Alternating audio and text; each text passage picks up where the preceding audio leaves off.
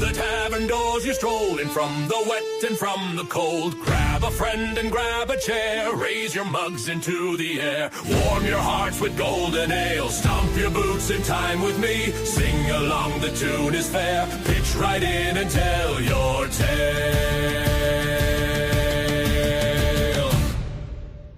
Through the tavern doors you stroll in, from wet and from the cold.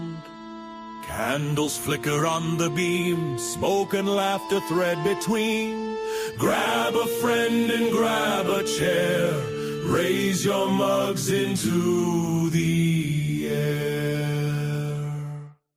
Fiddles scrape a merry line, tankards thud in steady time. The fire is stoked, the table's clean, the girls are nice but quick and keen. Travelers shake off road and rain, lean in close and call your name. Warm your hearts with golden ale, stomp your boots and raise a hail. Grab a book or find a bard, telling tales is not that hard. Sing along, the tune is clear, pitch right in so all can hear.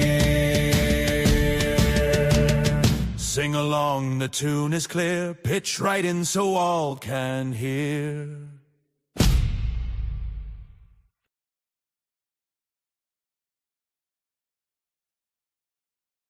Hello, hello. Hey, hey. How's it going? Oh, another week in the books, hey? Yeah. Indeed it is. Well, here we are, another week of Books and Bards. Should be a good show tonight, huh, Jojo? I wish we had had more response to the contest. I'm kind of bummed. I mean, there were some really good prompts. But True, but the responses we did get and got permission to read were pretty good. Yeah, definitely. And the War and Peace is something fun to talk about anyway. Yeah, I liked how brief it was. So not a lot to talk about, I think. No, in that book, no, there's not much to talk about at all, I don't think. So did we have some beginning of the show top matter that we needed to get out of the way? I believe we do. I believe we should introduce new listeners to our show. Give me just a moment as I try to pull the wires together in my head and find the thing. Because, life is life and things get lost. Even when they're on my computer in the exact same spot they always are, and I still can't find them. Because reasons. So, while I find that, what's going on with you?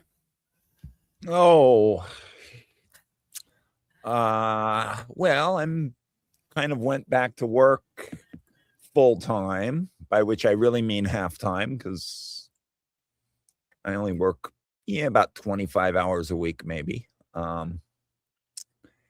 And tried to get a little poetry done this week.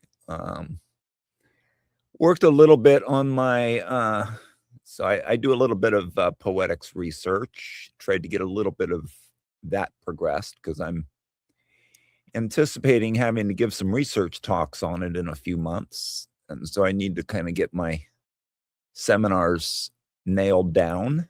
And, I don't know. Spent a lot of time this week with my nephew on the phone.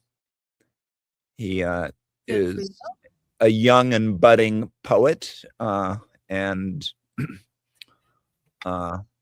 he's also just sorry, other nephews and nieces, but he's kind of my favorite. I like to pit all of my nieces and nephews against each other, and to bid for favorite niece and favorite nephew.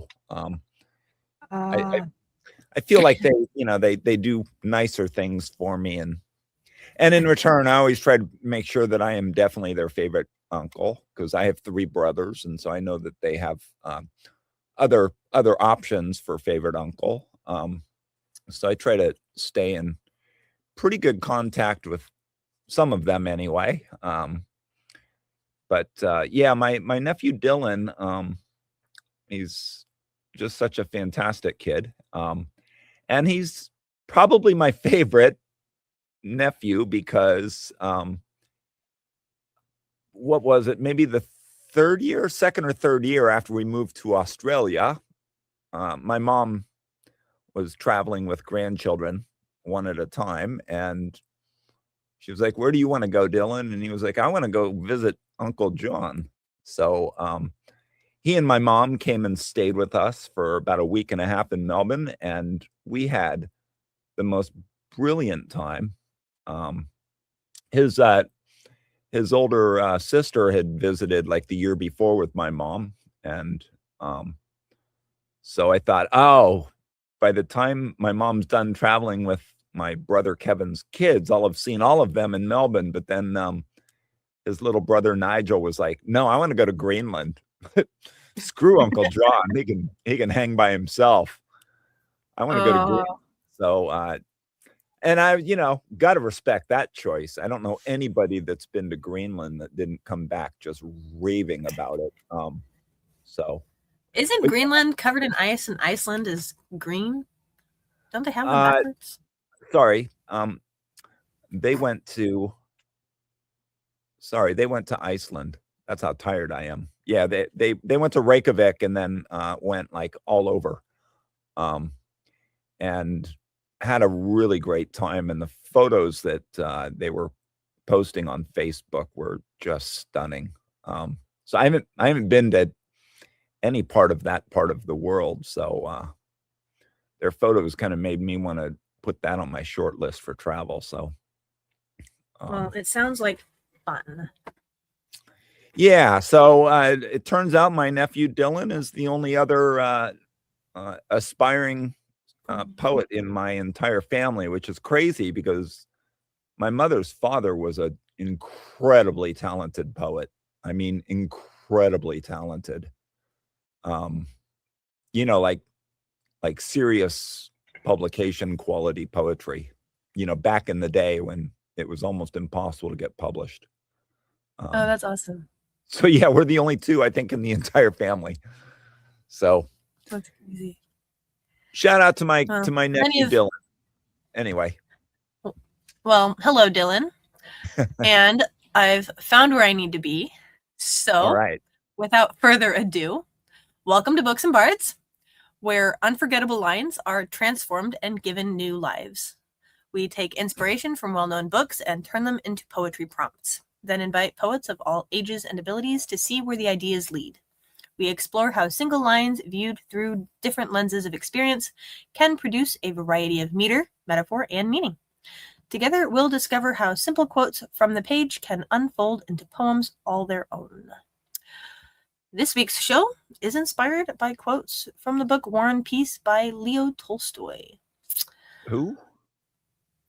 Leo Tolstoy. Oh, never heard of him. What? Yeah. Terrible. I mean, who hasn't? You can read it. Nice short book, easy read. Yeah, right. Yeah, I read it over coffee one morning. Yeah. Nice big cup of coffee, huh? Yeah, it turned out to be about 43 pounds of beans by the time I was done, I think. When did you read it first? I want to say it was a couple years ago. Right around the same time I read Atlas Shrugged and, a couple other ridiculously long books. Right. And I so I didn't get into reading until after high school.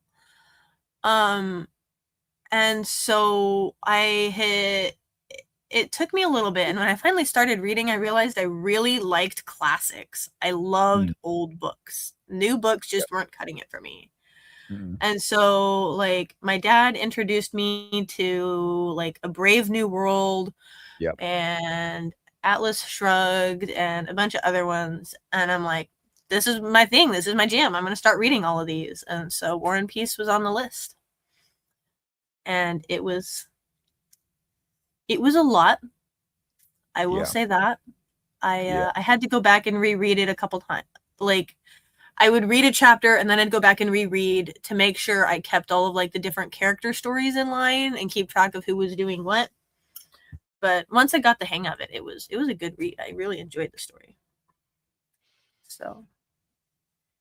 Yeah, I didn't start reading until shortly after I learned to read.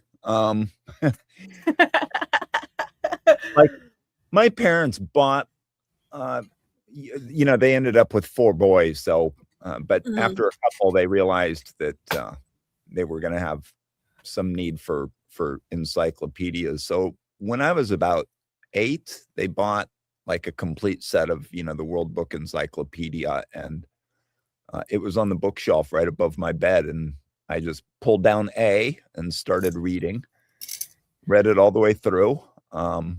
And Jojo, why does that not surprise me that you're the kid who read the encyclopedia? We didn't have a lot of other books at the time, but well, my mom had her complete collection of Nancy Drew, and I think for some reason we also had the complete collection of the Hardy Boys. And I could read, by the age of 8 or 10, I could read any of those books in one night. And so I flew through those, flew through the encyclopedia, and we didn't have a lot of other books around. I'm not really sure why, because my mom's a massive reader and my dad ended up being a massive reader, but I would read anything that had words on it. I mean, like when I was eating breakfast, I was reading the cereal box. I mean, I remember doing that. I was looking for the games. Oh no, I couldn't care less. I was just reading and reading, and then I don't know, when I was about 9, I realized I could climb up on top of the family station wagon and then jump up and grab the rafters in the garage and climb up into the rafters. And that was where the storage was. And so then I discovered my mom's college textbooks in a box. And so I sat down and started reading those. And yeah, I don't know. But in high school, I think I said last week, I wanted to make sure I got a really good grade in English, and the teacher said we'd get like 10 extra points per book report. So I just started reading. By then we had this big collection of classics. And so I just started on A and went all the way to Z, or whatever. They were lettered, I think. Or maybe they were numbered, but I just started at the left end, read all the way through. And one of those was War and Peace. Another was Anna Karenina. And those are 2 of the greatest pieces of world literature. And, along with, Dostoevsky, they, I learned a lot, I think, about at least the way that Russian novelists are, see the world. But War and Peace, I think I learned a lot about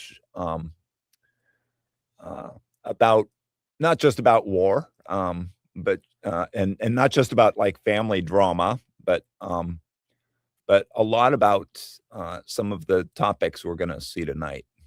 In particular, desire and moral ambiguity, or moral ambiguity and moral collapse, and and it really formed, I think, a lot of my lifelong thinking since then. Just the idea, like, when I started reading biographies of World War II generals, I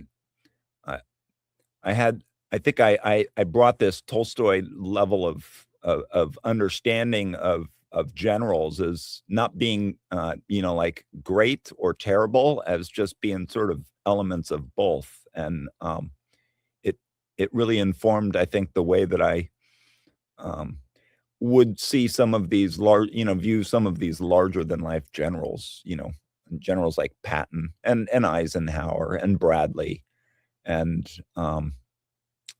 also, some of the German generals as well, who, many were not Nazis. They were just, career officers. And I think it allowed me to sort of separate, to really understand them. I'm thinking like of Heinz Guderian. I don't know. Anyway, it really, I think, informed the way that I view people as, like everybody's got moral damage, varying degrees of moral damage, that, there are no heroes, or at least pure heroes. There's saints and sinners in all of us, I guess. So it was an influential book for me. What about you? I'll say you definitely got more out of it than I did. Oh.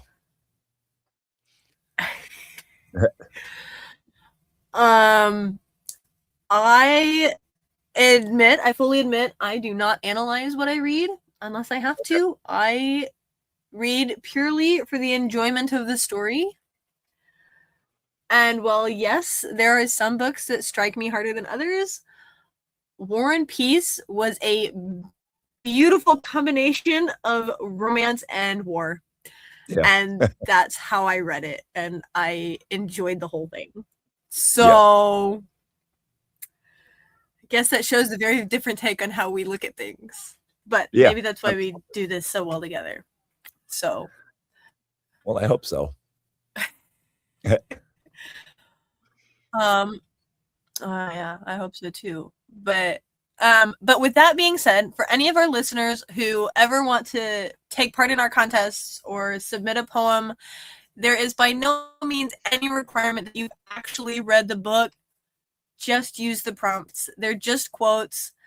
Obviously, we invite you to read the books. We're using them for a reason. We've read them and enjoyed them. But if it's not your thing, you don't want to read it, don't have the time or whatever, by all means, feel free to just use the prompts.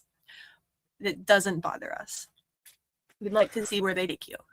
So, you can also, if you don't want to read the book, you can usually find really good summaries. I mean, like, peruse the Wikipedia page, to get, if you want a little bit of context for the prompts to maybe, get those creative juices flowing a little bit more.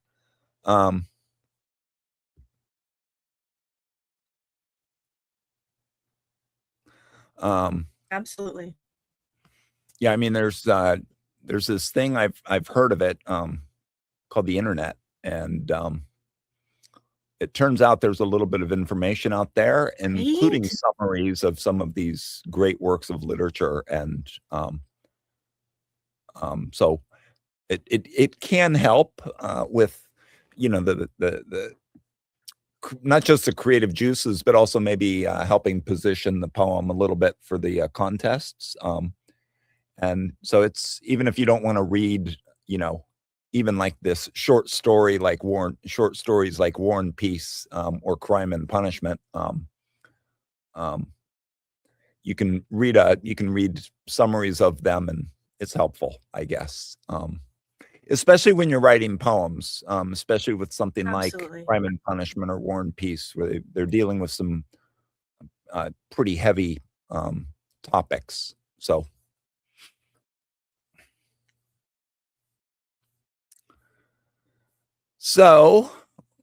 we have kind of a short lineup that tonight. Note, let's look at these. That's okay. Let's talk about these prompts real quick and go from there.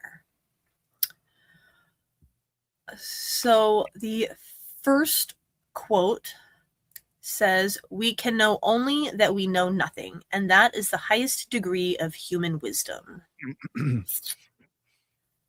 It's the Sergeant Schultz of War and Peace, right? You're I think too so, young, yeah. probably. You're too young for Hogan's Heroes. Sergeant Schultz, I know nothing. No. No. All right. It it was kind of a problematic comedy way back in the 60s and 70s. German, a POW camp in Germany, and had kind of this ridiculous Sergeant Schultz who actually lived just a mile or two from me growing up, but it was a comedy, and if you can imagine a comedy in a German POW camp, so my father forbid me from watching it, but yeah. The strongest of all warriors are these two: time and patience. Good prompt. Very good prompt. Which one is your strongest warrior? Time or patience? Well, I guess that depends on the perspective. I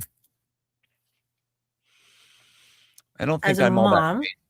Yep. Of 4 kids. As a mom of 4 beautifully rambunctious children. Yep. Who I love dearly. Time has the habit of either completely getting away from me or standing completely still. There really isn't an in-between most days for me. Which is where my patience comes into play.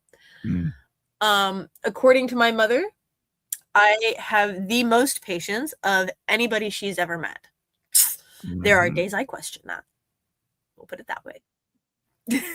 So I guess it sort of depends on who you're talking to and what day it is and how much sleep I got. Yeah.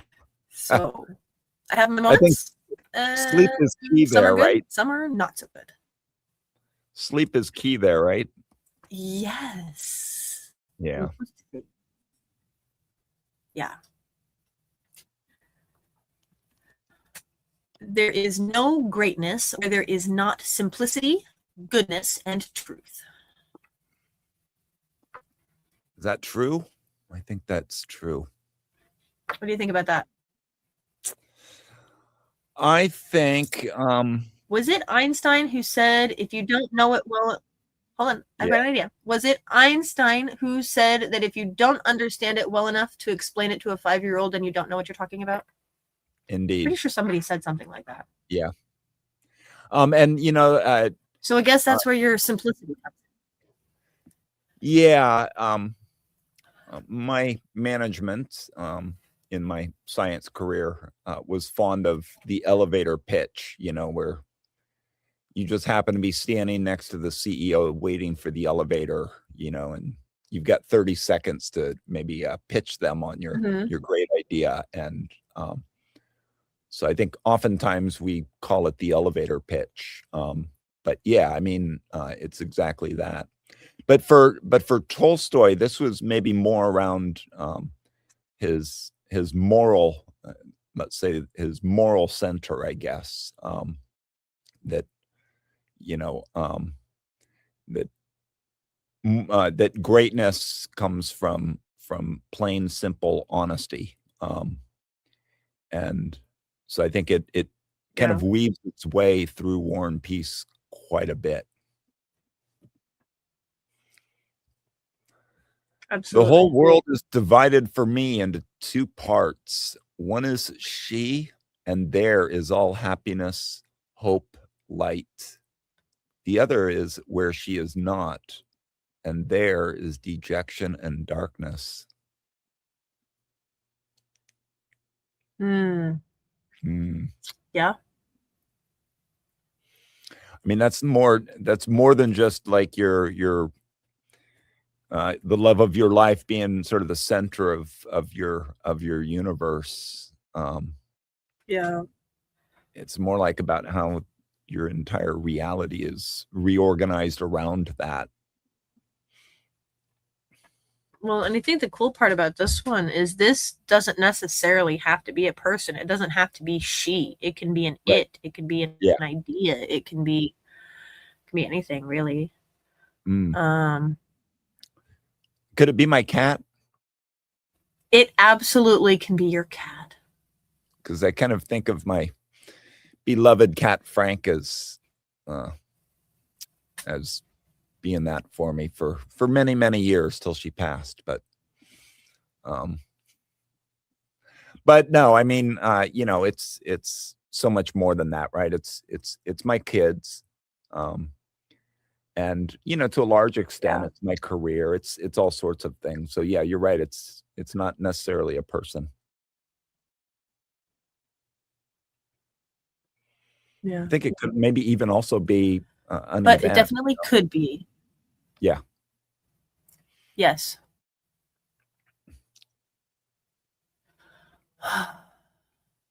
It's not given to people to judge what is right or wrong.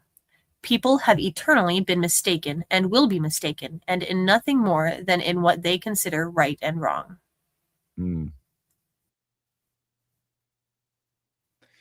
Interesting. Yeah, this is another central theme in Tolstoy's War and Peace, the idea of moral certainty being danger, Will Robinson. That there's literally not a single word in War and Peace that suggests that there's any kind of moral certainty. Especially in the characters. And that's what I like the most, I think, about War and Peace. Oh. That is an interesting thing to think about. In War and Peace, like one of the ideas is that there's this idea that war, for example, might be noble for one side or the other, and that kind of goes out the window. Everybody during wartime thinks that they've got God on their side, or they've got some kind of moral righteousness on their side, or whatever. But as Tolstoy would suggest, it's actually never true. Yeah. I think it's interesting, even outside of that, how often God or faith or religion is the driving force behind a war. Well, or the excuse, even if it's not the driving force. Right. But it's often also it's also often been the driving force behind the moral certainty of righteousness during wartime as well. So yeah. So yeah, all of Tolstoy's characters are morally flawed or lack any kind of moral righteousness. There's no moral certainty in the characters, and that's what I like the most, I think, about Tolstoy. Yeah. We are asleep until we fall in love. Indeed. So what do you think of the idea of love as like an awakening? I think there's a certain reality to that. So, most people, children, teenagers, go through what I'm going to call the puppy love phase of their life, where they're sort of just learning what emotions are and what to do with them. And then you reach this, I'm going to say, semi-pseudo maturity, and what I'm going to call real love hits you kind of in the face. And there's this sort of this aha moment. This light goes up. I'm like, whoa, that's what that is. It's sort of a interesting experience. And maybe not everybody has that kind of an extreme reaction to it, but I definitely think there's a certain amount of understanding that comes when you experience falling in love beyond just the initial like childhood puppy love. So yeah, I think maybe you? Well, long before my first like well, I think my first love was Rilke, actually. So my first love was a poet, and that certainly awakened me, I guess, to the world, to some of these kind of weightier questions and themes in life. So yeah, I mean, insofar as a poet can be your first love, or be a love at all, that certainly did feel like, I think, like an awakening. And then later, my first, I don't know, puppy love slash later kind of first kind of serious girlfriend love. I think that they awakened me to, didn't awaken me as much maybe as like poetry did. But also I traveled as a kid, so I was already kind of awakened to the world. So maybe I didn't feel like when I first fell in love that it was such an awakening experience, maybe. But I mean, it did awaken me to, you know, you notice the wildflowers a little bit more, the apple tastes better. I don't know, all of those things, I guess. But I do like the idea of love being something that awakens us. It's a beautiful idea. Like getting cardiac paddles, shocking you into a new kind of view of the world. So I mean, there's that. I personally think that would be painful, and maybe sometimes for some people it is, but I like to think of it more of opening the curtains at noon on a perfectly dark room. Okay, fine. That's maybe better. But I mean, both are perfectly good realities. So, yeah.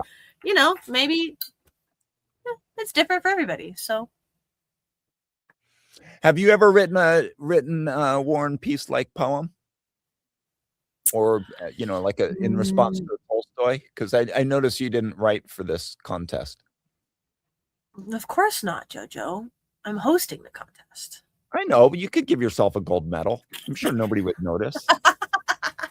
No, of course not. Nobody would notice if I gave myself a gold medal.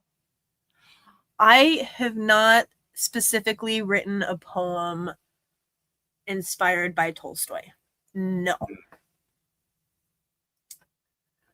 I have definitely written poems about time and about love and about other really important things that are touched on in Tolstoy, but nothing specifically inspired by his writing.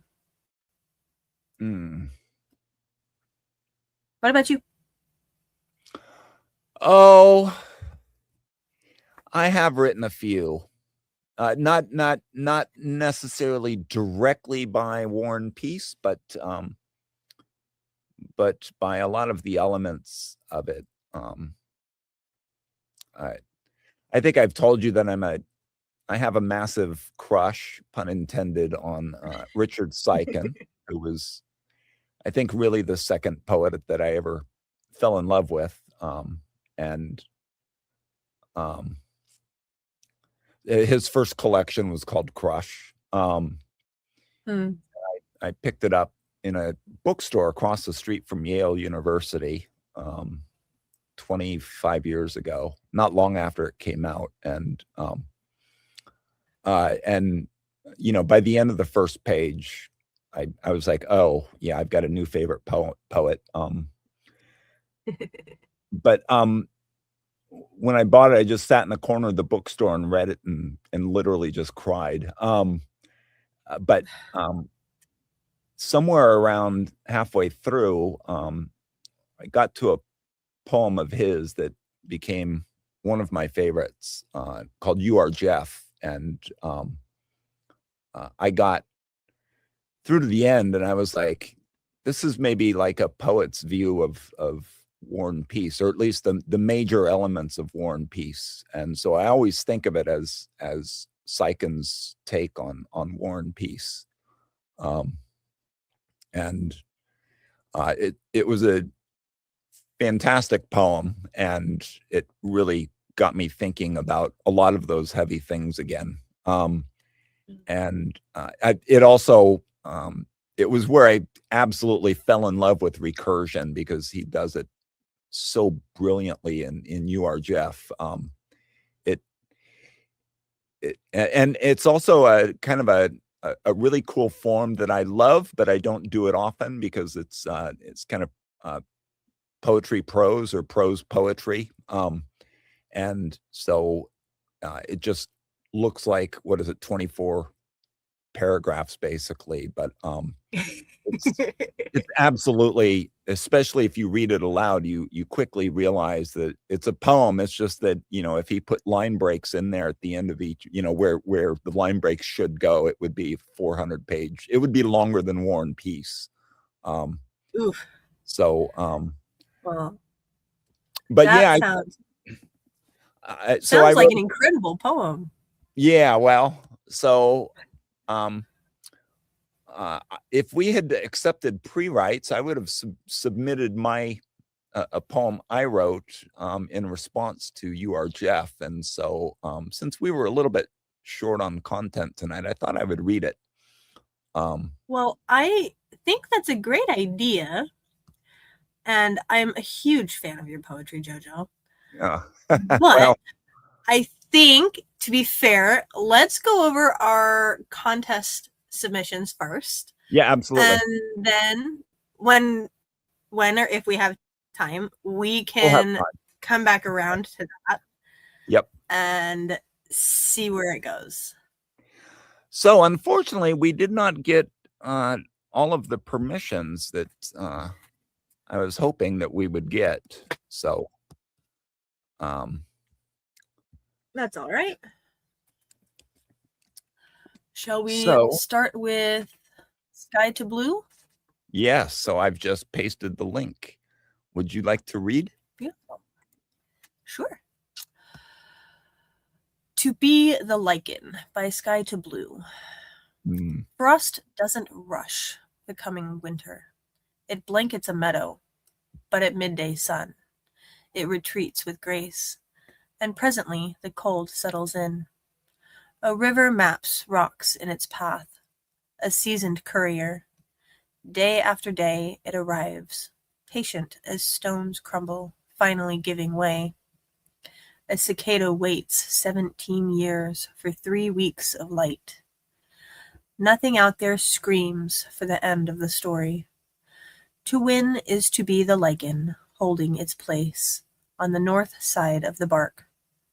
Gray, quiet, and still there. End poem.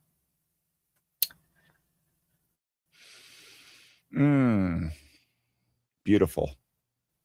I'm such a big fan of Sky to Blue. Yeah. Did you notice that it kind of goes through these units, like frost, I did. And then the river, and then the cicada, and then afterwards, after the turn, then it's the final stanza is the lichen. I love that progression. I did notice that.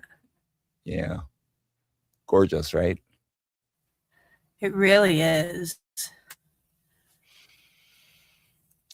So I like the final stanza the most, just because I love that couplet. To win is to be the lichen, holding its place. Like, you don't have to do anything but hold your place in order to win. You can just sit there quiet, gray, and still. And so I like that definition of victory. I agree. It's a nice, simple definition. I like the way she describes this. So from the beginning, right? Frost doesn't rush the coming winter. But I love the way she says this. But at midday sun, it retreats with grace, and presently the cold settles in. Mm-hmm. I'm like, I love that. Like, it's, most people think of frost as, it's, yeah, okay, it's frozen precipitation. It comes and it goes as it warms up. But I love the way she gives it this choice. It's choosing to retreat. It's not that it disappears or melts, but she gives it that movement, that choice of retreating with grace. Yeah. And I loved that idea. And she does the same thing in the second stanza, with the river, and it maps rocks in its path, and it's a seasoned courier, and day after day it arrives, patient as stones crumble, finally giving way. Yeah. Right? It's doing things. It's actively doing things. Like, it's got a choice. And I like the idea there I love of the water as pressure, yet that can crush stones or crumble stones. Oh, yeah. Yeah. Absolutely. So, and honestly, cicadas are fun. I love cicadas. I loved them as a kid. I loved listening to them. I loved picking them up and letting them crawl on my arm. Like, I absolutely loved cicadas. So that stanza literally just made me smile. Yeah. It works beautifully in the poem as well, but it's gorgeous. I remember cicadas from a kid, and they were so awesome. Gorgeous. But to think, huh? It's so gorgeous how much is contained in that simple couplet. It's just it really is. Yeah. It's hard to believe cicadas wait 17 years for 3 weeks of light. That's crazy. Yeah. Have you ever lived where there's cicadas? Yeah. Yeah. Yeah, we used to pull the shells off of trees and collect them, and we loved them. They were awesome. Yeah, I've been places where they are, but I've actually never lived where they are. Because I grew up in Northern California in the redwoods, and cicadas just aren't a thing in Northern California. Well, they're not a thing in the redwood areas of Northern California. Sorry about that dinging. That's Shamala's best friend ringing or messaging. But yeah, they make a lot of noise, right? They really do. It's a beautiful sound, if you can tolerate that kind of noise. But I know plenty of people who can't stand it. But yeah, I loved it. I thought it was a very soothing sound. It was. So I remember going camping and falling asleep to it. It was awesome. That couplet is the cicada waiting 17 years for 3 weeks of light, but they also sort of wait 17 years, I think, to bring out the drums, and then they make a lot of noise. So it seems like that light is combined with a lot of sound, and so for me that couplet kind of brought that out too.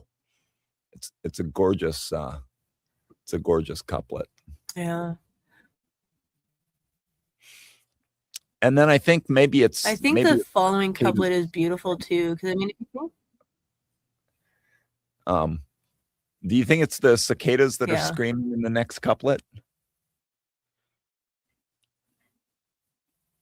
I'm not sure, because it says there's nothing screaming.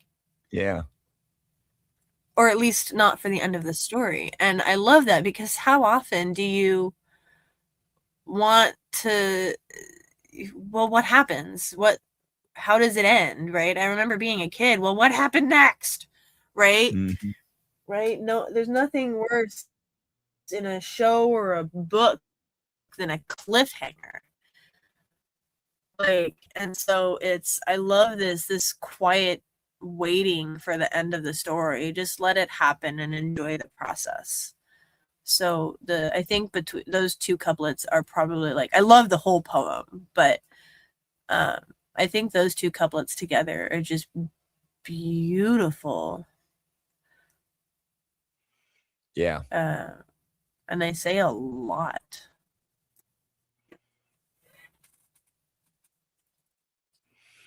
So I think Sky to Blue did a very, very good job on this piece, and did very well with the prompt she chose.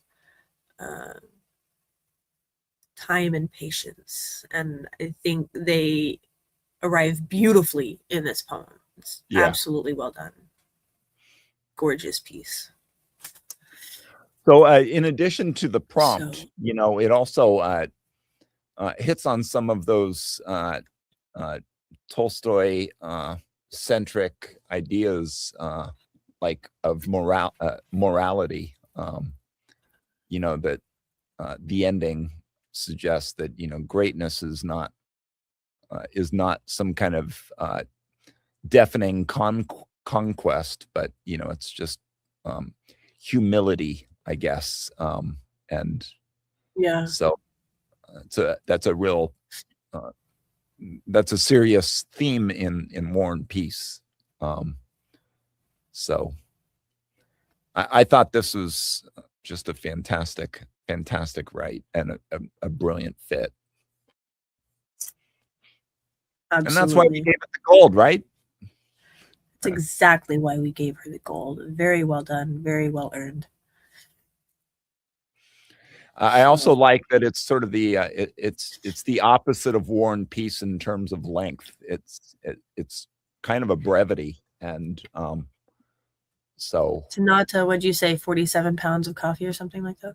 Yeah, yeah, exactly. So this is maybe half a cup of coffee. So I like how this one wants a nice cup of tea in a cozy chair. Fine. It would have to be one of those big comfy chairs, like a big, you know, thick living room chair. With all of, like, the squishy with all the squishy pillows and a fluffy blanket. It's just nice cup of tea.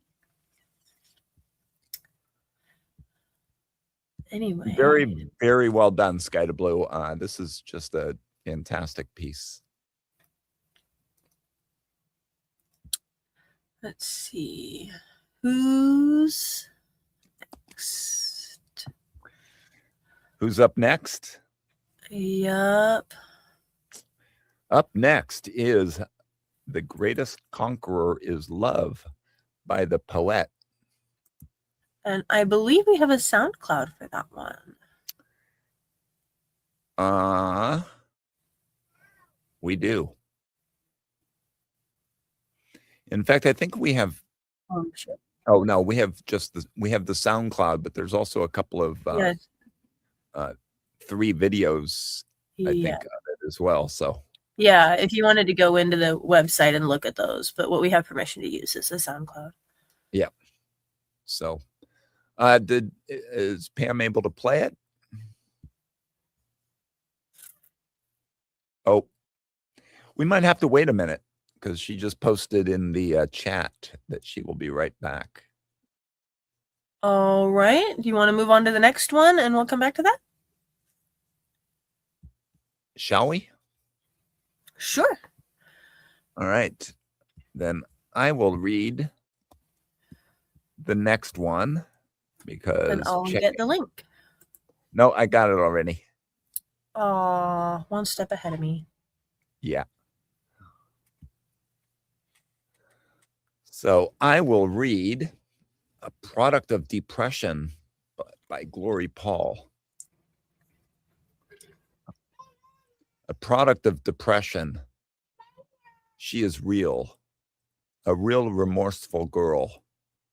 My sudden mate, closer, kind, loving lady.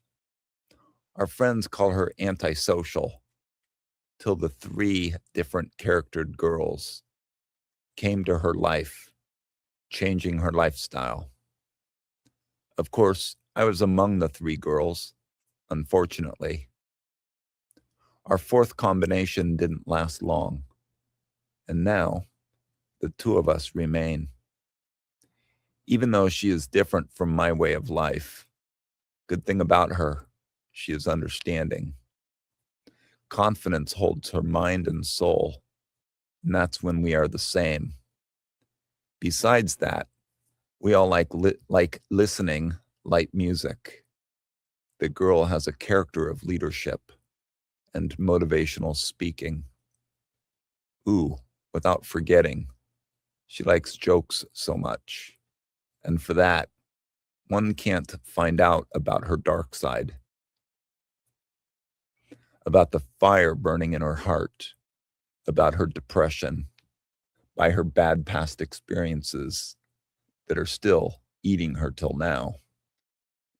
But all in all, she stays strong, keeping all to herself, and use those depression experiences to motivate and give hope to others, as I was too.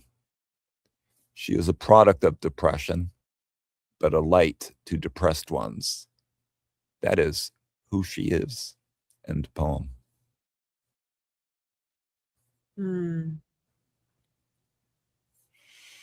What do you think? I think this is a very heartfelt write about a personal experience. That's what I think. Mm-hmm. Do you think so? They Glory Paul didn't didn't really include enough information in the author's notes to know exactly what this was written in response to. The author's note says internal circumstances doesn't determine the external internal circumstances doesn't determine the external circumstances. Yeah. But since it's written about a she, do you think maybe it's maybe we're asleep until we fall in love? Or maybe. Possibly. Or the where's the oh, let's see.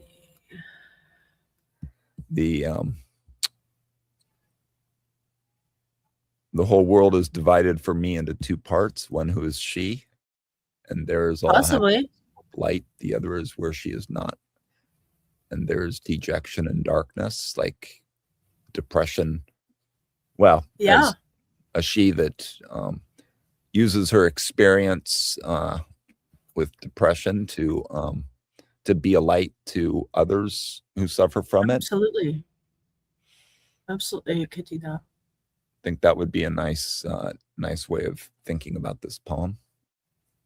Yeah. But I agree. I like the sincerity of it. Yeah, absolutely sincere poem. Oh wait, there's what was that? The other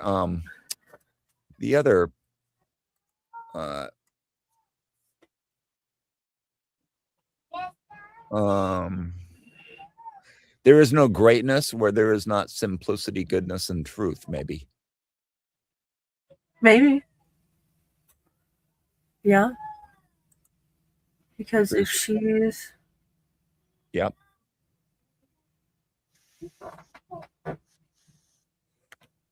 Yeah, because it does. It says, even though she is different from my way of life, good thing about her, she's understanding. Confidence holds her mind and soul. And that's when we are the same. So, it talks about her depression, but it talks about her light. It's the way she uses that depression to help each other. Mm-hmm. Absolutely.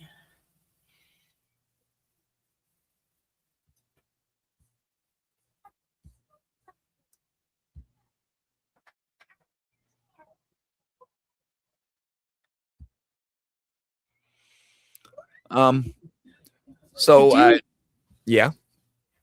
I was gonna say, I do wonder, right? It talks about her, right? She's got this depression that she's trying to use her experience to help other people. But anytime it mentions her depression or her dark side or her past experiences, it says they're still eating at her. It does say till now. It doesn't really say what changed and why it's only till now or if it's still now. But it says she's keeping it all to herself. And so I have to wonder if her kindness and goodness is a mask, not necessarily a bad thing. She might be completely genuine in her kindness, but like I have to wonder how she's handling her depression internally. Mm-hmm. It's got to be uncomfortable, to put it lightly. Mm-hmm. So unless expressing it as a tool to help other people is how she's handling it, but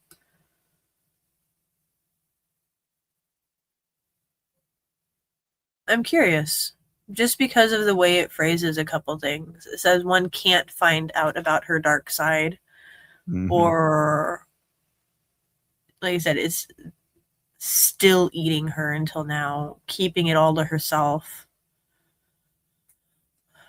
So I'm just curious. Mm-hmm.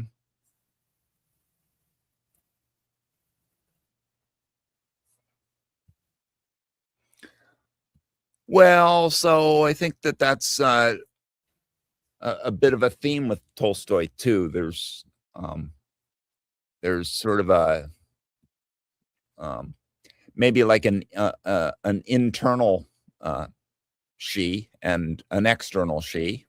You know, it's these two opposing psyches or two versions of the same person, and you know, all we see is the external she, her actions, how she interacts with the world, what she does for others. We don't really know of her own internal struggles, or you know, who she is as a person, maybe on the inside. But you know, we tend to judge people by their exterior personas, and you know, the external persona that Gloria paints here is really all we can judge her by, right? Yeah. So yeah, that's absolutely. a fairly Tolstoy-like understanding of the poem, I guess. Yeah. Let me, because I've said this several times in recent weeks, as well. Gloria is, according to her profile, is a college student in Tanzania, and just want to give a shout out to everybody who grew up speaking another language at home and writing poetry in English. Massive respect. English is sort of a second language in Tanzania, but I think most students, you know, it's not like in Malaysia where students, you know, are basically taught in English from kindergarten on. I think there is some of that in Tanzania, but I think most students in Tanzania learn English as a second language, and so huge amount of respect to anybody writing poetry in a foreign language. It's absolutely hard. Absolutely. So, I think that's another aspect of this poem that I really appreciated. So absolutely, I commend people who can do that. I didn't get past elementary school Spanish. Well, I did, and I still couldn't write poetry with a damn in Spanish. Yeah. So That's one of those things on the someday list, maybe. Right. No, she did a really good job with this one, I think. Very, very heartfelt. Very, very well done. So. Yeah, thank you. Thank you, Gloria. Yeah, absolutely. So, shall we now go to the SoundCloud? I think maybe Pam is ready for SoundCloud now. I think she might be. Absolutely. I think that sounds like a good place to go next. The Greatest Conqueror is Love by the poet. Yes. Greatest Conqueror is Love, a poem by Rachel Lawson. Love awakens the dreamer to a new world. The wise man before love has awakened him to love. He scoffs at the acts and thoughts of lovers throughout history. He would hesitate at self-sacrifice for another. But under love's influence, he would die for a smile from the one he loves. Love has its charms and powers. It defeats the mighty. It makes fools of us all. Love is intoxicating. It can make a drunk of a sober man. Love can make a moment into an eternity to a lover.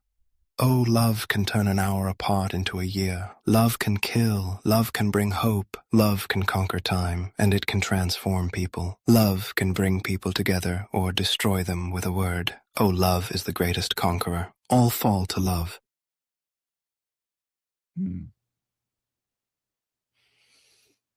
Thank you, Pam.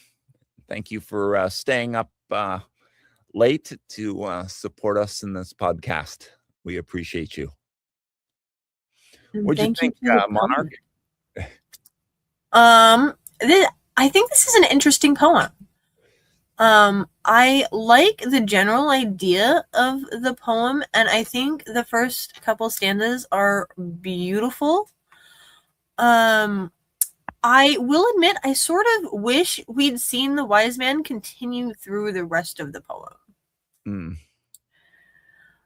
Because it talks about the effect love has on this person who scoffs at the sentiment and self-sacrifice and things. And then it sort of switches to just what love can do. And absolutely, they're not wrong. Love has a power all on its own. It can absolutely do these things. But I sort of wish they had continued with this concept of what does this look like to somebody who's used to shrugging it off as not important. Mm-hmm.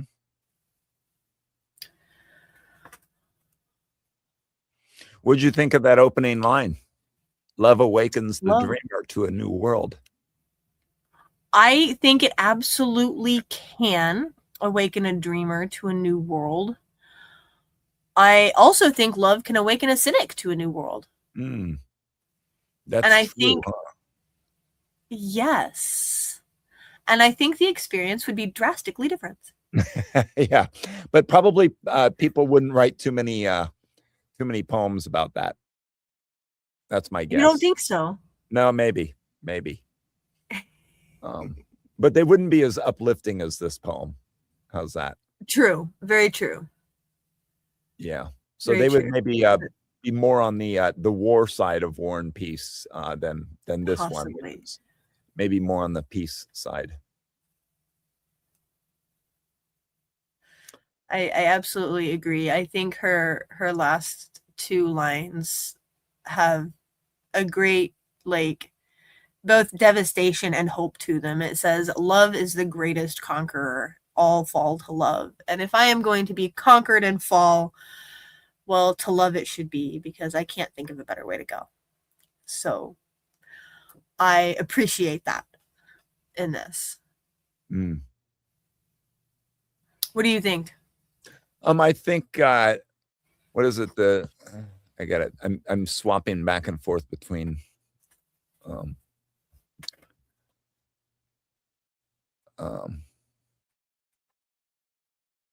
so the wise man before love has awakened him.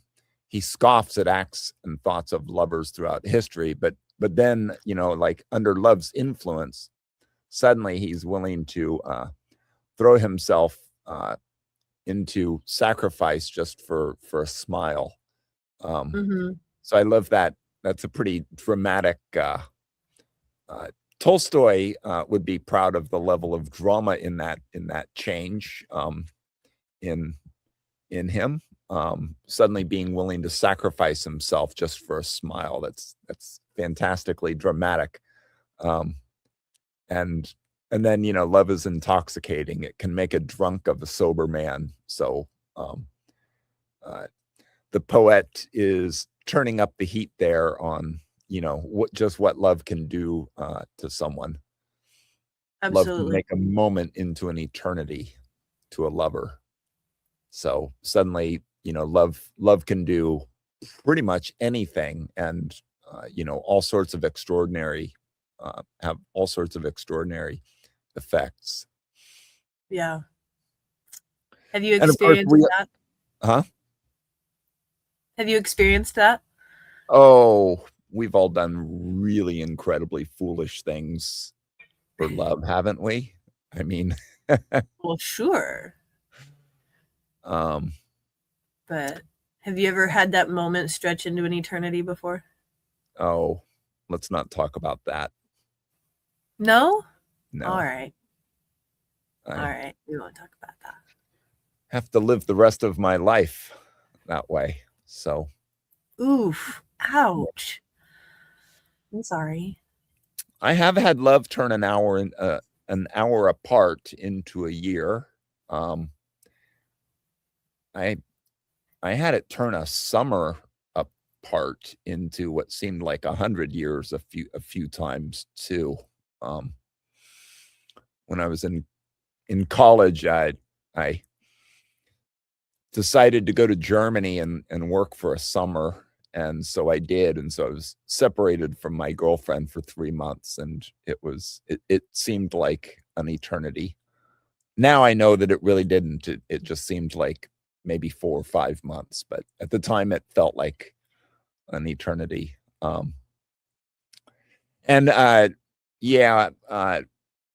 When I first started seeing my kids as mom, I went to Canada for a summer school.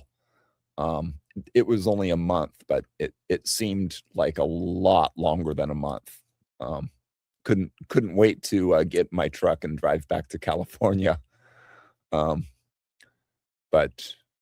yeah, so an hour apart can definitely feel like a year. So nicely. Oh yeah, absolutely. I like how the poet ramped this up with pretty much every successive line. Oh yeah, absolutely. Yeah, the intensity just continues to build through the whole thing. So. Have you ever been destroyed by a word? Ooh, by just one. Or maybe 2 or 3, but a phrase. I don't know. We've all been destroyed by a look, right? By a glare. But I'm sure at some point as a child. Oh yeah, right. But no, yeah, absolutely. Let's see. What? Love can bring people together or destroy them with a word. It absolutely can. That's kind of a ramping up, because it's no longer even like a big thing. It's just a word, and it can destroy you. So I like how this like builds. Destroy them with a word is kind of like, I'm not angry, I'm just disappointed. It's almost worse. Yeah. No, absolutely. All right. With a word. Let's see. Well, yes, I think I've definitely experienced that. I don't think I have any stories I want to talk about live, though. Yeah, me either. My daughter destroyed me. My daughter destroyed me with words about 10 years ago. Just, yeah, she was very disappointed in me and let me know it, and then stopped speaking to me for a really long time. That's not comfortable. That's not good. It absolutely destroyed me. So I can imagine. Yeah.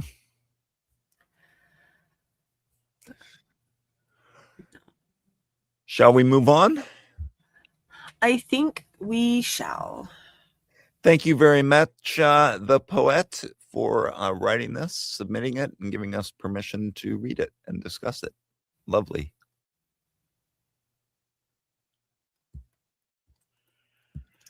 So, let's see. What's next? Well, so I reached out to a few of our fellow poets, and Aaron Panther didn't have a Tolstoy-esque poem to contribute, but I think you might find it interesting. All right. It's a letter written to. Although it's not really a letter, but it's called A Letter to John Clare.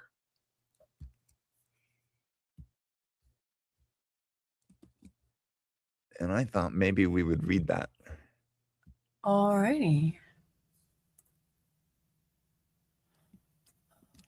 And I do believe it's my turn. Yeah. You go for it. All righty. A Letter to John Clare by Aaron Panther. Through conscience crept a dream born in August air, free of its shadowed tune, unraveling like a forgotten prayer. Having dealt with such frugal seasons, now ragingly battles for its own survival against every doubter's tainted reasons. These voices resound so bittersweet, echoing through shadows of the day, like hedgerow after hedgerow, enduring the weight of May. And long indeed the wind shall sweep through our ever-flowing hair, felt deeper than the drifting tide, who knows we seek it there. Whispered upon the wind I speak, about borrowed time and a mood so sweet, silencing all but the moon. There's nothing left for this heart to do, but gather in the depth of the moment and release a deep-throated swoon. Knowing happiness of all this day, that I am, and in some form I always will be, the truest of freedoms can be found in the peace of living beyond this sense of me. End poem. Mm-hmm. So Aaron Panther is flexing his poetry muscles, poetry knowledge muscles, poet knowledge muscles as well. John Clare was a very unknown poet, I would say. And so he was actually an English romantic poet in the 1800s. And things went really well for him for a while. And he wrote a lot of, and you see it in Aaron's gorgeous poem. He wrote a lot about the English countryside, nature, things of that sort, and had a lot of. Oh, give me a second.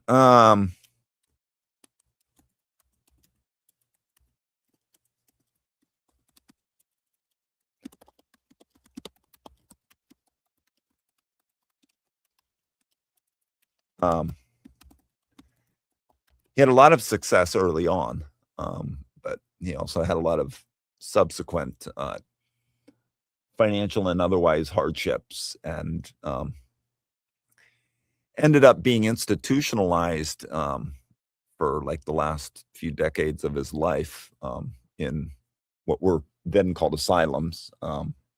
But yeah, he wrote a lot about the English countryside. And so I think the hedgerows in the, I got to find it, the hedgerow in the second, hedgerows in the second paragraph are maybe a shout out / tribute to John Clare's writing of the English countryside, which is just full. If you've ever, anybody who's ever driven through the English countryside will know what I'm talking about. It's literally just hedgerow after hedgerow after hedgerow. More so than, you know, the hedgerows in Normandy or in the Normandy coastal area, which people know about because of the hedgerow fighting during World War II in Normandy. The British countryside has probably 10,000 times as many hedgerows. They're very different, but yeah, the hedgerows, I think, in the second stanza is a shout out to Clare's writing about the English countryside. It's really pretty, isn't it? This poem. Whispered upon the wind. It is. It's beautiful. It's got a lot of imagery, and it's very sensory language to it.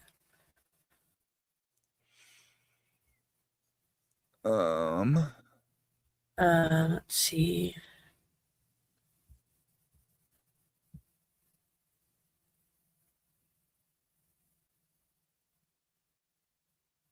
Good. So I think it's interesting.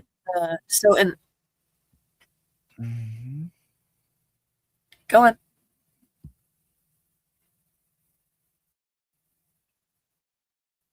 Oh, yes. So we have another poem coming. Yes. Go on. Ben Hart. Ben Hart. Okay. Ben Hart is like 6 or 7 hours ahead of me. So just got out of bed, and I thought he had told me that he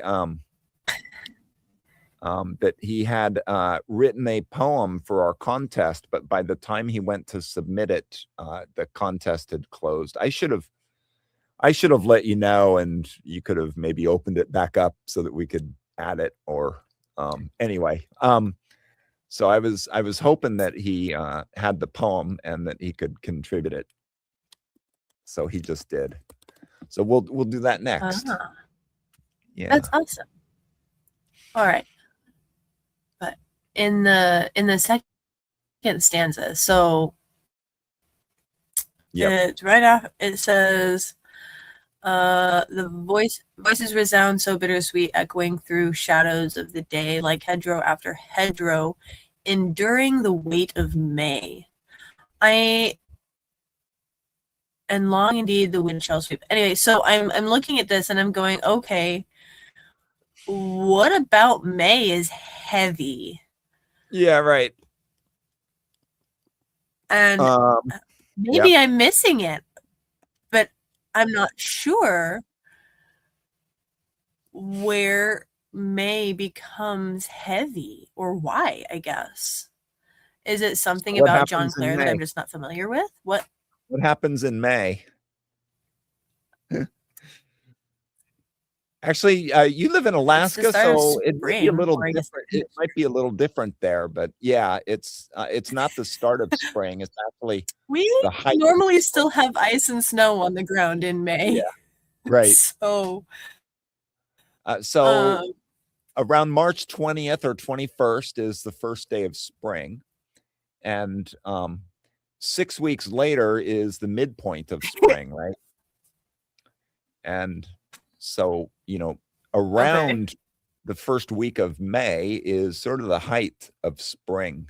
And so I think what Errant Panther is pointing to there is that's when spring is in full blossom.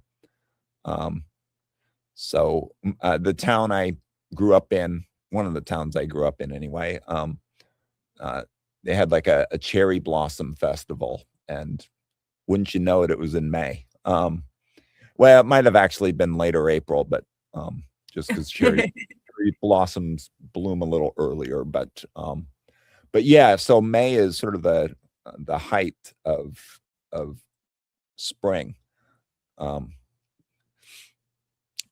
Yeah. So does that make sense?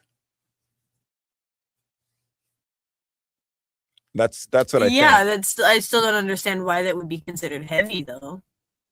Well, that's when the beauty and I think in Claire's viewpoint, the emotionally heaviest, and maybe even the saddest, maybe, because Claire had some interesting ideas about. I would say that he liked to mourn the English countryside more than celebrate it. So it might have actually been emotionally the heaviest for Claire. Interesting. Yeah.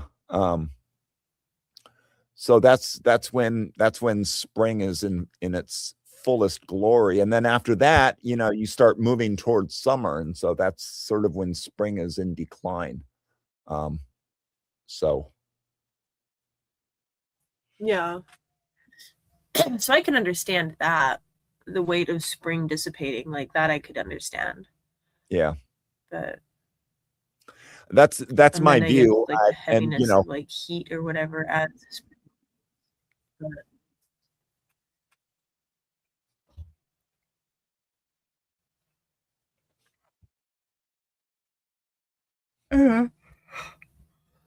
So, but no, he's got beautiful imagery throughout this. Like I said, very sensory.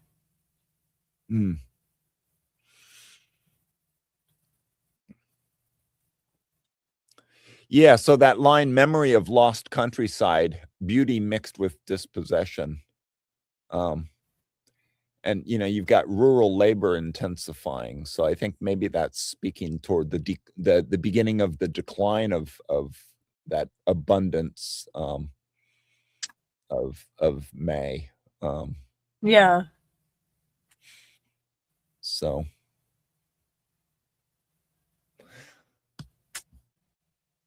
and the land that was the third stanza. No, that was the second.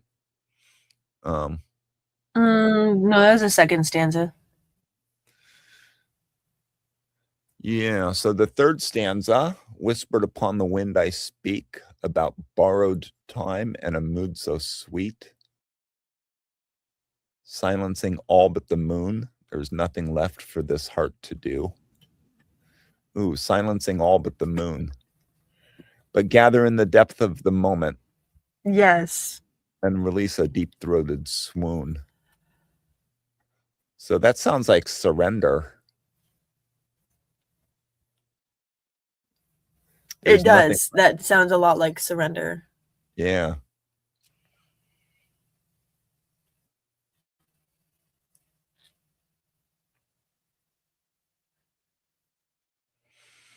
And that borrowed time, is that aging? Is that maybe the decline of one's life?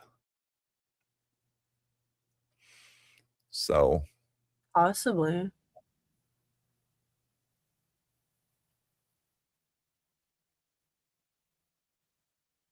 But I mean, if you think about it, every moment is borrowed time. None of us are guaranteed the next one. Yeah. And so that could be a nod to just about anything, whether it's borrowed time in the spring because it's so short, or just a nod to mortality, I guess.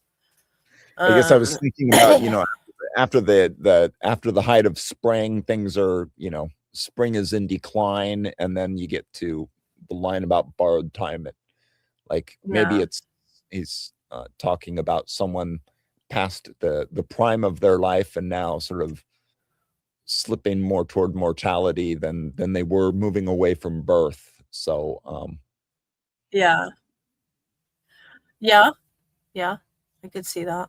That would work. Also, there's nothing left for this heart to do right after silencing all but the moon. the moon is generally in poetry, I should generally often in poetry used as a romantic symbol. So yes, the combination of the moon with with nothing left for this heart to do seems to maybe suggest that they're even past love or maybe romantic love. So maybe that's what they're giving yeah, into. it's heartbreak is what it feels like. Yeah. Possibly, yeah. I love that that release a deep-throated swoon. That deep-throated But swoon is gorgeous. Yeah, but I don't think it's heartbreak either, though, because excuse me, because it says borrowed time and a mood so sweet. I don't think if this was a negative, we would be in a sweet mood. So this is embracing something. This is an embracing, whether it's embracing the movement of time or embracing love.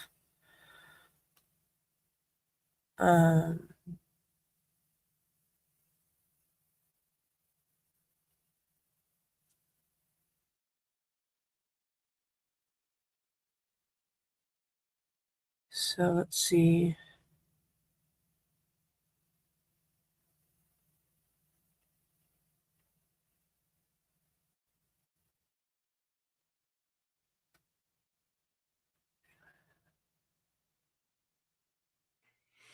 What about the fourth stanza?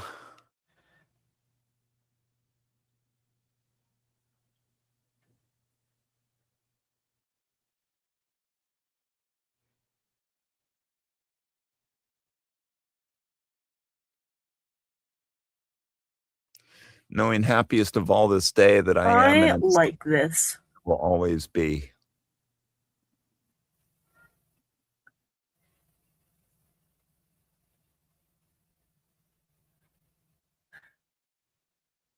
Well, because, I mean, depending on your perspective, right? I am, right? Yeah, okay. And in some form will always be, even after we pass on, or whatever your faith about that is. We live in people's memories.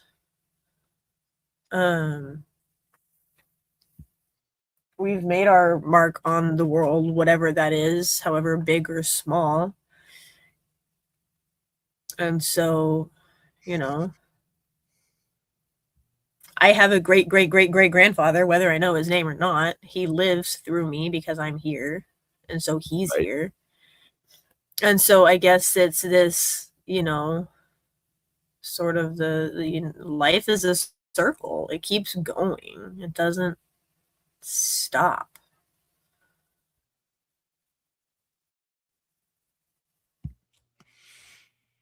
And so I think it's a beautiful concept. I love it. I love this idea. Can be found in the piece of living beyond the sense of me. Yeah. So this idea of living outside of yourself and acknowledging the existence of people and things and around you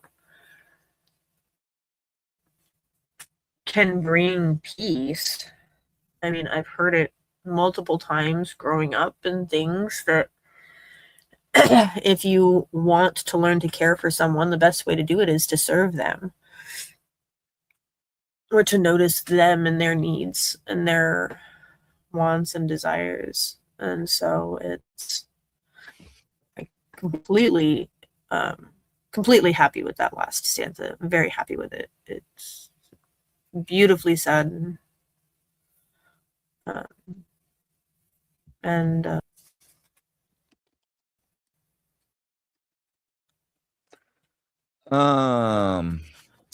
what do you think? Yeah, I think it's gorgeous. So thank you so much, Errant Panther. That was Errant Panther, right? I'm not so. Yeah, that was Errant Panther. I'm so tired of. Yes, you're correct. I'm going to make a mistake. So, all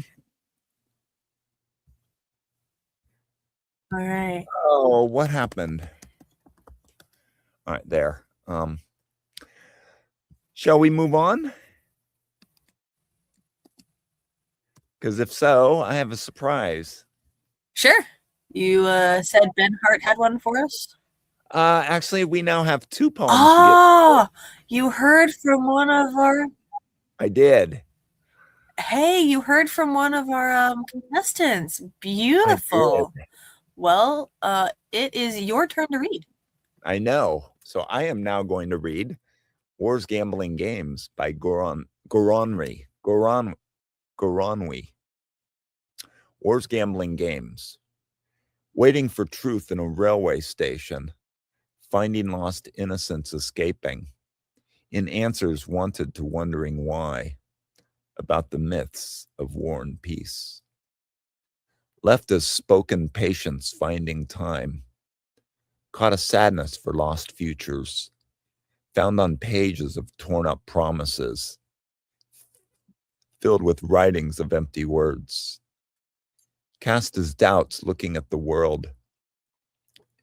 In the noise of firing cannonballs. Harvesting death from fields of blood. With skulls of soldiers' bones. Warriors in lost causes called war, fought for a shilling's bravery, to become Elysium's ego fodder, deceived by fake patriotism. Called heroes beneath headstones, as unknowns in graveyards, all lost to war's gambling games of not talking to each other. End poem.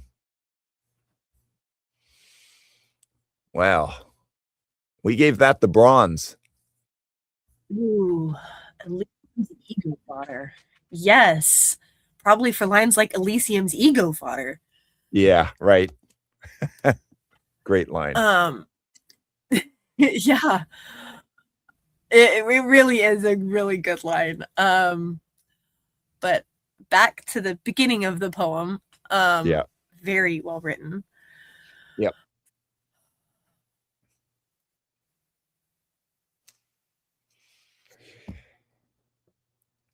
Especially in modern times, well, World War I and World War II anyway, but probably even beyond that. How many soldiers do you think began their journey to war in a railway station? A And do you think how many do you think found truth there, or found truth after the railway station? A lot of them probably found a lot of truth they weren't expecting. Yeah. I think it's a strong first stanza. It really is. I think this second line is interesting the way it's worded. It says, finding lost innocence escaping. Yep. It feels like a double negative to me. Lost innocence escaping. So yeah, like how can lost innocence escape?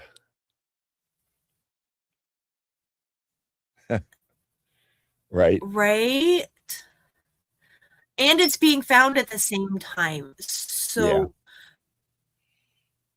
part of me understands the emotions of the poem as a whole, and the other part of me is looking at this line and going, what?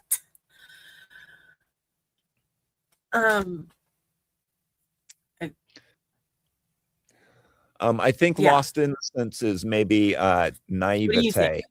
I think lost innocence is sort of a symbol for the soldiers' naivete. But but you're right. Okay, it seems like a double negative. Makes sense. And you're right. Like, how can you find what is escaping? and how can lost innocence escape? So there's a lot of serious contradiction there, and I think that's what makes it such an interesting line. And when I read it, I think I kind of get a sense for what they're trying to say, even with these kind of contradictory wording. So I think it's a really strong first stanza. And I love the incorporation of war and peace into the last line. Myths of war and peace with W and P capital. I appreciate that. Yeah. Like war and peace is like one of these monumental pieces of literature, about war, right? And so in a sense, I think they're calling war and peace and these other monumental, these huge stories that we tell of war, as basically calling them all myths. Kind of reminds me a little bit of Wilfred Owens's Dulce et Decorum Est, calling it, the big lie. I'll have to look that one up. Oh, you would love Wilfred Owen. I mean, you would read everything Owen wrote, and then you would reread everything Owen wrote, and then you would reread it again. Trust me. The greatest World War I poet of all. Dulce et Decorum Est is my favorite war poem ever. Just incredible. But that last line, I think, kind of has the same. I think by the end of the contest, I'm going to have to read War and Peace again. There you go.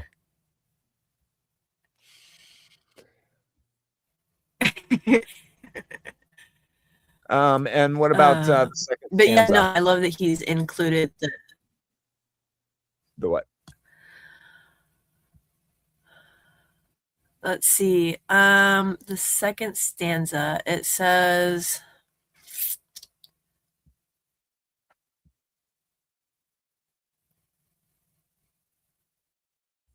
so left as spoken patience finding time. This feels like a farewell, right? So you have the soldiers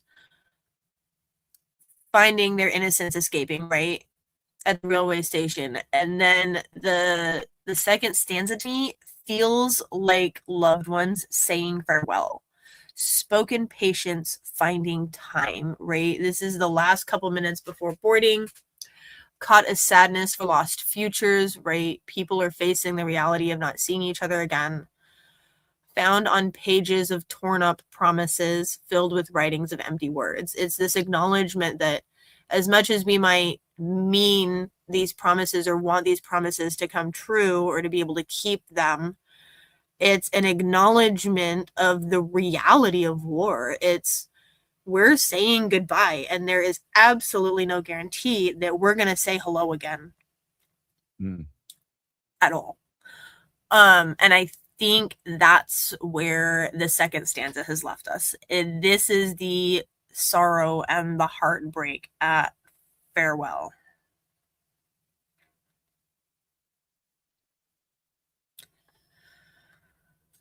I like the filled with writings of empty words. What do you think? There's these words, but the words are empty. They're meaningless. They have no value. They're just like letters that are kind of written, near each other, with no real meaning. So I like that, filled with writings of empty words. I think that's a strong image. Yeah. It is. Cast his doubts looking at the world in the noise of firing cannonballs, harvesting death from fields of blood with skulls of soldiers' bones. That's pretty on the nose, hey? That's pretty vivid reality there. Yeah.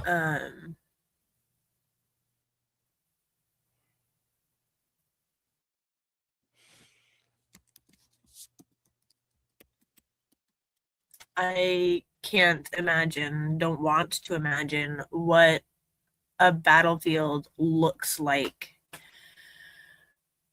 from that perspective. Standing in the middle of it with cannons firing and soldiers littering the ground around me. That's just harsh reality. That's what that is. That last couplet is full on, right? Harvesting death from fields of blood with skulls of soldiers' bones. It really is. Like the only thing missing there is the guts, and you know what I mean? Like that's just full on. The visual cortex is just lighting up. Yeah, reading. It really is. Yeah, absolutely. Do you suppose that the misspelling of canon there is on purpose?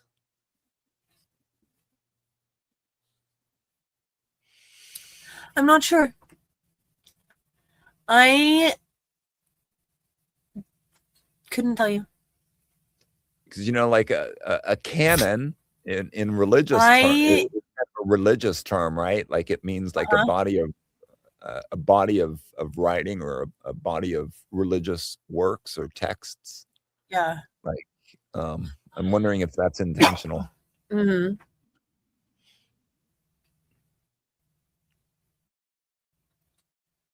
Right. I don't know. Maybe we should ask. Yep.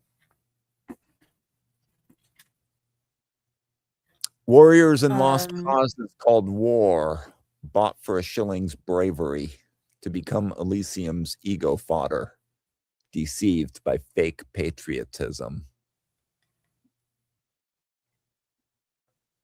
You liked the ego fodder, right? That's quite the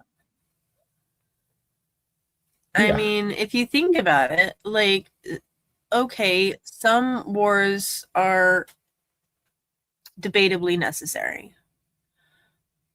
But I mean, if you go back to the Crusades, right? Mm-hmm. It was one country saying we're better than you, or at least our religion is better than yours, versus another country saying the same thing but in the opposite direction. And so it really is, a lot of the time, it's ego fodder, and you're putting these soldiers, these men who are patriotic to a fault, maybe some of them, maybe they're simply for a paycheck, and so it's bought for a shilling's bravery, deceived by fake. I think this has a disturbing amount of truth to it, unfortunately. Elysium was Greek, right? The Greek afterlife for warriors. So that was the promise that Greek society promised soldiers. I think so. It was Greece or Rome, but I think it was Greek.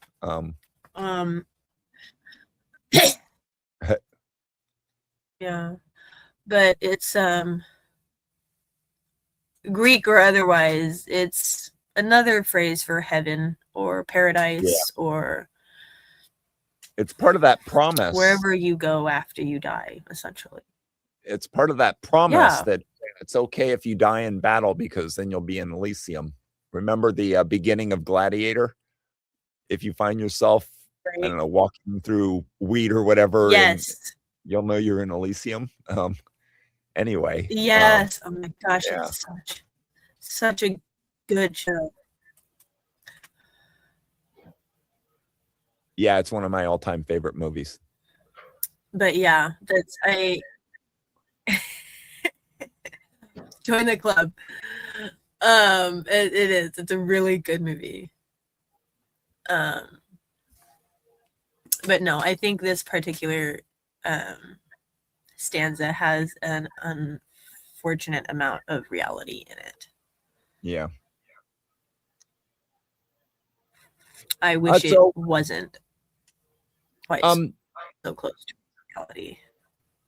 I guess it's occurring to me now, this poem is pretty heavily one-sided, and that strikes me as being very not Tolstoy, I guess. There's, there's no counter argument here to the overriding, narrative arc of this poem. So I guess that strikes me as maybe being a little bit less Tolstoy. Tolstoy would have, have a more nuanced view, I think, of the pros and cons, shall we say, or, even Tolstoy would have written this with a little bit more balance. So, because that last stanza is definitely on the nose, called heroes beneath headstones, as unknowns in graveyards, all lost to war's gambling games of not talking to each other. So this is about as anti-war a poem as you can write.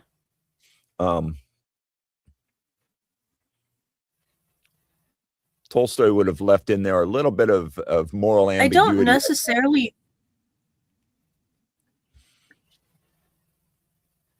I think it is anti-war, but I think you can get more anti-war. I think it's anti-war in the sense of take a look at the reality of it outside the rose-colored glasses of patriotism or democracy or whatever you want to call it that we're fighting for. It's more anti-war in a reality check kind of a way, if that makes sense.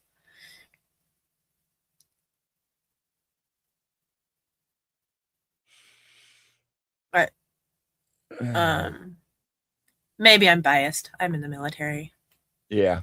So, in 2019, I've told you that I went to the American cemetery in Normandy, and yes, there's headstones, and there's names, and birthplaces and dates and so forth on the headstones, and it kind of overwhelmed me at the time that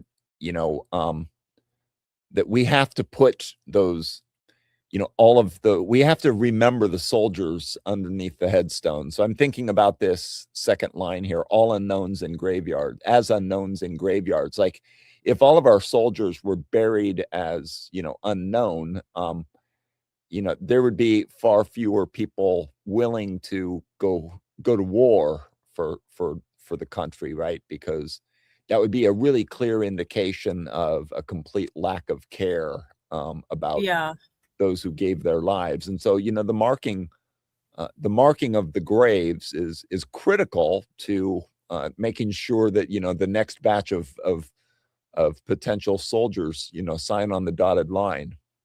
And I guess that hadn't really occurred to me until I was walking the American cemetery in Normandy, just how important that is. So really nicely done, hey? Very, very nicely done. Very well done. Very, very well done. So.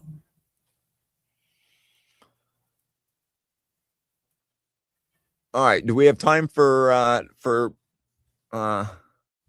Ben's? I think it turns out that Ben's poem might have been from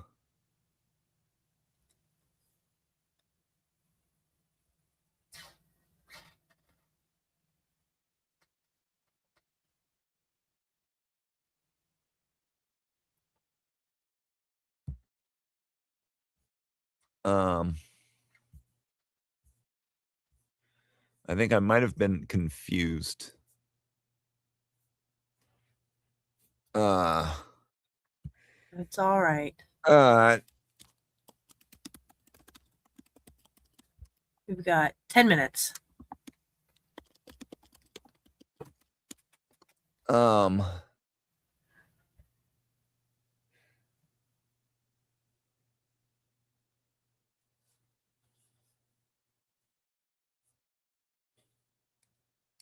right. I asked for additional poems. I think this one may have absolutely nothing to do. Ben says it's random, so I just posted it. So Okay. I like to read Ben's poems. Can I read this one? Absolutely. Absolutely. All right. The Throes of Moving On by Ben Hart. 1. Dawn. Trees melt from the blackened wax abyss, like ghosts disjoining themselves in whispers from the wick.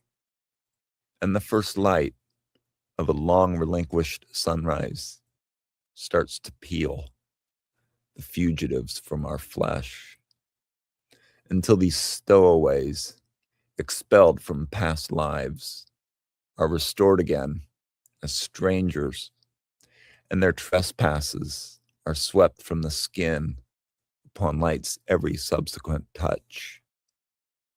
We are in it now, in remission of night, and you were right. These shut-ins had spilled us from our shadows.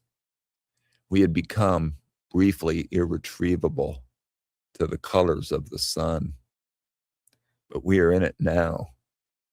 We are in the morrow of our loss. 2. Day. Heavens uncoil and flush out of see-through eyes, and suddenly you rise from every street-lit ocean to meet what dreams you hear so vividly alive. Mountains, trees, and superfluous moons, marooned in daylight, envious of the ease with which you spill your shadows, crawl like phantoms toward you. And I, bitter still, fall through you untouched, inexistent, and I, unloved with such sheer indifference, still try, somehow, to unbloom the sky from every pair of eyes that let me pass by, unattained. And I, covetous of how perfectly you framed the absence of light, still pry at what remains of you in every drop of rain. 3. Dusk. The cigarette upon whose receding edge the ghosts of love once danced has lost its taste. Daylight drains, and all that ever clung to lips unkissed by you is glad to hitchhike in its wake. Here it comes, the collapse of a blue vacuum, but like Saturn and every other pebble stuck mid-ripple, stuck halfway down the throat of some ocean coughing itself blue. We are immovable. 4. Night. The great rains of the world have exploded from us, and for a moment we were alliums on the grave of death, hoisted high toward the sun, and for a moment we were ours alone.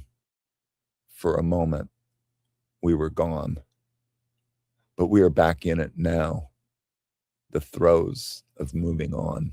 End poem. Wow. Yeah. I'm glad you read that one. Lots to unpack there, but wow. What do you think? I don't think we can unpack it in 5 minutes, Jojo. Take 7. Sure.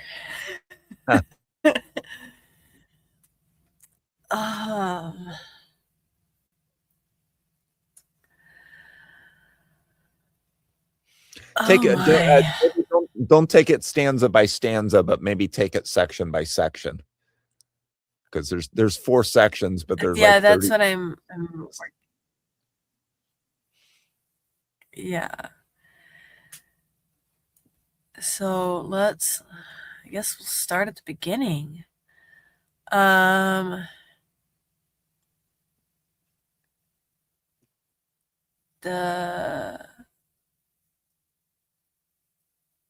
It feels like he's pulling textures straight off this canvas. And it looks like this picture is one that he did himself.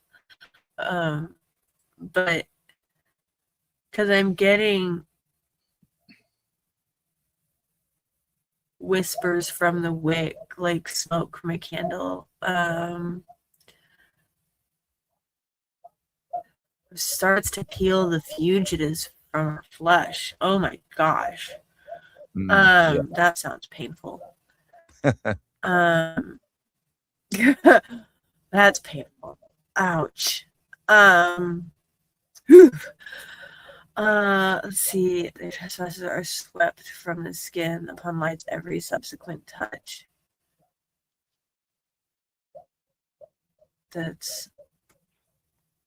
So this is all right.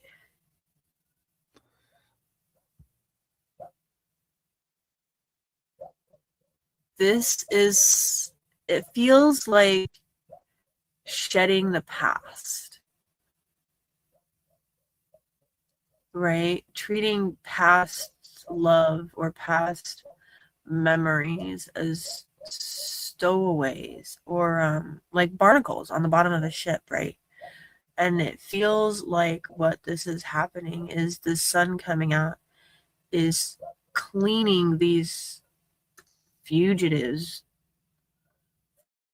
from our surface and allowing us to breathe again. I might be wrong. That's how that feels. And so this remission of night is just this coming into new light after all of the shadows of the past and all of the pain or from that is swept away by light and a new now.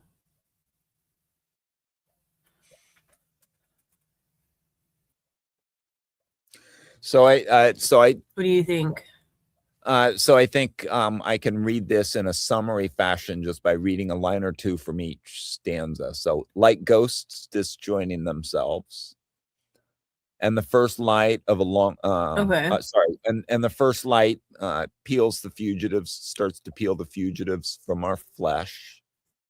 Then these stowaways are expelled from past lives. So this was, I think, this is I think this is clearly a grief poem, and the transitions from dawn to day to dusk to night are sort of like, let's just say, like the 4 stages of grief. Grief is more than 4 stages, but this is sort of the 4 stages of maybe not exactly recovering, but maybe moving forward, but in an odd way. And Ben's view, I think, of grief and recovery and so forth is very recursive, and we see a lot of recursive. I mean, I was reading it recursively, and I, so and I better still, and I unloved, and I covetous of. So there's all of this recursion. that is in here. And so this is a recursive kind of processing, I guess. But the beginning of it, though, is I think sunrise illuminating these different identities, or maybe different aspects, or different versions of self, including at least one, but that was sort of hidden away like a fugitive, that has to be peeled away, I think it was. And so the light is maybe shining enough that suddenly these versions of self that were hidden in the dark are now being exposed. It says, we are in it now, in remission of night. So almost like a cancer being in remission. And then these shut-ins had spilled us from our shadows. And so there again is sort of like maybe different versions of self being exposed by the light. We had become briefly irretrievable to the colors of the sun, but we are in it now. So now we are being retrieved. And then day comes along, and so then this reads to me, I guess, as maybe now being seen, and flush out of see-through eyes, suddenly rise from every street-lit ocean to meet what dreams you hear so vividly alive. So now kind of being reacquainted maybe with society, with nature, with the world, the mountains, the trees, the moons. And then you get into this recursive, and I, better still, fall through you untouched, and I, unloved, with such sheer indifference, still try somehow to unbloom the sky from every pair of eyes. That's gorgeous. So maybe trying to move through the world again without really being exposed to it or being consumed by it. I'm not sure. Yeah. And then the cigarette. Oh, the ghosts of love once danced had lost its taste. So maybe this is about maybe not just love lost its taste, and so maybe and lips unkissed is glad to hitchhike in its wake. So maybe this is about not really maybe this is about being tired of, or being so consumed that that they're not willing to even still try somehow to unbloom the sky, to love again. I'm not sure. They've lost their taste. The exposure of daylight drains, I guess.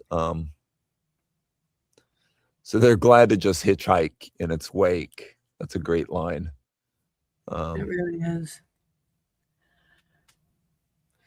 Oh, and there's your favorite pebbles stuck mid-ripple, and every other pebble stuck mid-ripple, stuck halfway down the throat of some ocean coughing itself blue. We are immovable. Yes. For those of you who don't know, he calls that my favorite pebble because I have my own poem about a pebble that's sinking into the ocean. And we had You're more than welcome to go look that up. And we had a very long editorial discussion about it. Yes, we did. And you guys are more than welcome to go look that up on the All Poetry website under my profile. But I do like his imagery here. A pebble stuck mid-ripple, halfway down the throat of some ocean. Like, can you imagine that? Just a pebble floating halfway between the surface and the bottom. Like, that's crazy. Most pebbles either sink or they float. They don't just hover in the middle. And so this imagery is outstanding. It's a great metaphor. The idea of the ocean coughing itself blue because it's choking on this pebble stuck.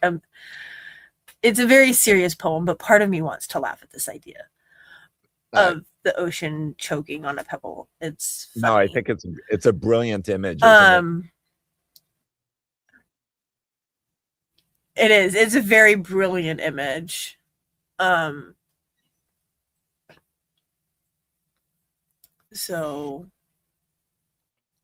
we are immovable. I love it. It's absolutely gorgeous. So that ending, I think, is heart-wrenchingly, beautifully sad, but gorgeous. And for a moment, we were ours alone. For a moment, we were gone, but we're back in it now. The throes of moving on. So that the idea that moving on is this system of throws, I think is really strong. And yeah, we're back in the work of trying to move on, but getting kind of pushed around while we do it. I think is there's hashtag truth in that, right? Yeah. Ben, I am still your biggest fan. I Mm-hmm. am such a big fan of yours, Ben. I love this poem.